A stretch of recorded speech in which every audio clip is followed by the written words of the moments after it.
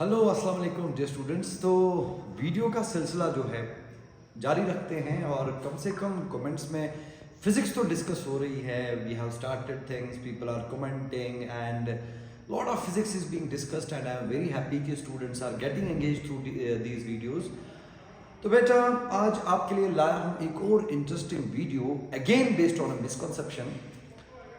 अक्सर जब हम नॉर्मल रिएक्शन बनाते हैं, अक्सर more than often whenever we make normal reaction, हम नॉर्मल रिएक्शन को हमेशा पास कराते हैं through the centre of the body. मतलब ये कि जब भी आपको नॉर्मल रिएक्शन बनाना होता है, आप नॉर्मल रिएक्शन को फट से आंखें बंद करके बॉडी के सेंटर के थ्रू पास कराते हैं। Now my question to you is, does normal reaction always pass through the centre of the body? क्या नॉर्मल रिएक्शन हमेशा बॉडी के सेंटर के थ्रू ही पास होता है? Let's examine this concept and let's discuss. The answer is a big no. इसमें बेटा पहले देखना पड़ता है। For example let me take introduce you to a very small problem here. यहां पे एक ब्लॉक है, जो ब्लॉक इक्विलिब्रियम में है, डब्बा है इक्विलिब्रियम में है भैया, कौन सी बड़ी बात है। इस पे एक एक्सटर्नल फोर्स लग रहा है F, और जाहिर सी बात है एक्सटर्नल फोर्स अगर F आगे की ओर लग रहा है तो there will be friction acting backwards. Again बहुत बढ़िया, आप सबको पता है। और एक्सटर्नल फोर्स और फ्रिक्शनल फोर्स क्या होने चाहिए? बराबर। बराबर होंगे, कैंसिल होंगे, कैंसिल होंगे, नेट फोर्स जीरो पड़ेगा हॉरिजॉन्टल डायरेक्शन में। अब सवाल ये है कि ये mg लग रहा है नीचे, तो बच्चे बना लेते हैं नॉर्मल रिएक्शन ऊपर की ओर और उसको पास कराते हैं सेंटर से। लेकिन भैया ये गड़बड़ हो सकता है, देखो ये गड़बड़ हो सकता है। क्यों गड़बड़ हो सकता है? चलो मान लेते हैं कि आपने नॉर्मल रिएक्शन जो है सेंटर से पास करवाया, मान लेते हैं ऐसा हो गया, ठीक है। अब आप बोलोगे sir F is equal to F, good, normal reaction is equal to mg, equilibrium हो गया?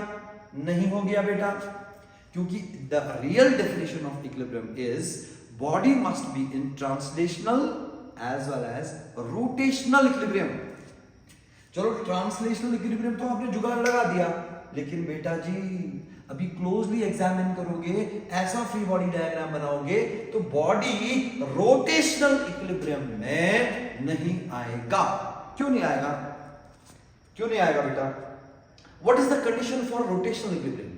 The net torque must be zero. Yes, absolutely right. The net torque must be zero about any point. चलो हम net torque को zero बनाते हैं about O। कोशिश करेंगे ऐसी फ्री बॉडी डायग्राम में ऐसा होगा कि नहीं होगा? सर नॉर्मल रिएक्शन में टॉर्क बनाया जीरो, गुड। सर mg ने भी टॉर्क बनाया जीरो, क्यों? क्योंकि दोनों लग रहे हैं पॉइंट O पे, बहुत बढ़िया। लेकिन बेटा जो ये फोर्स F है, ये force F about point O zero torque नहीं बना रहा। As you can see, this is the line of action of force and this is the perpendicular distance from the axis. So there is a non-zero torque created by this force F, और वो भी clockwise। अब बोलोगे sir अगर ये force ने clockwise torque बनाया, sir ये F एंटी क्लॉकवाइज बनेगा, इक्विलिब्रियम में आ गई बॉडी। लेकिन बेटा गौर से देखो, गौर से, ये जो फ्रिक्शनल फोर्स है ना, फ्रिक्शनल फोर्स का लाइन ऑफ एक्शन ये हो गया, परपेंडिकुलर डिस्टेंस ये हो गई, तो इसका टॉर्क बनता है this force multiply by this distance, और वो भी क्लॉकवाइज ही बनता है। इसका मतलब ये हुआ बेटा, ये फोर्स और ये फोर्स के टॉर्क्स जो है ना वो ऐड हो गए, कैंसिल नहीं हो गए। तो यहां इस फोर्स का टॉर्क फ्रिक्शन, इस फोर्स ने जो टॉर्क बनाया फ्रिक्शन की वजह से वो बैलेंस नहीं होता है। सही बात है। इसका मतलब ये हुआ कि हमारी फ्री बॉडी डायग्राम में गड़बड़ है। हम नेट फोर्स बना रहे हैं जीरो, लेकिन हमारा नेट टॉर्क जीरो नहीं बन रहा है। द रीजन बीइंग हमने नॉर्मल रिएक्शन को कहां से पास करवाया? सेंटर से। जबकि बेटा हकीकत ये है कि जो नॉर्मल रिएक्शन है ये यहां से पास होगा, यहां से पास होगा नॉर्मल रिएक्शन N। अब इससे क्या होगा बेटा? तो इन दोनों ने कौन सा टॉर्क बना था? क्लॉकवाइज। वो आपको पता है कैसे? है ना?